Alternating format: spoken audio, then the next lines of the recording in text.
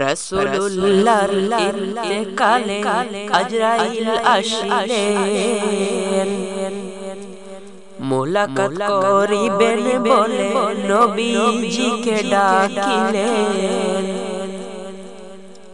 বাহিরেতে ভিন পুরুষের গলার আওয়াজ শুনে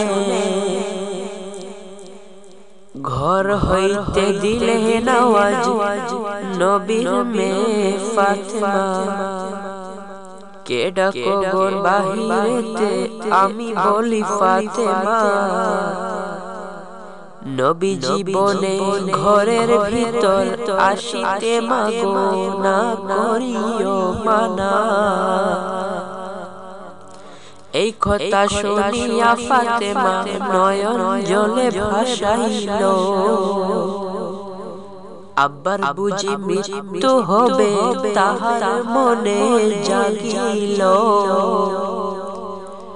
নবীজি বলেন মা ফাতিমা, থাকো সবর করিয়া,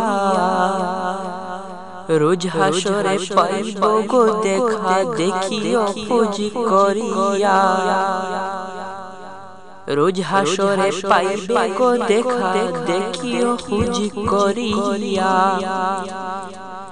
প্রথমেতে পাইবে গো দেখা আরাফাতের ময়দানে, প্রথমেতে পাইবে গো দেখা আরাফাতের ময়দানে। ফাতেমা দেখিও খোঁজ করিয়া, রোজ হাসরে পাইবে গো দেখা, দেখিও নয়ন ভরিয়া। ফাতেমা দেখিও খোঁজ করিয়া।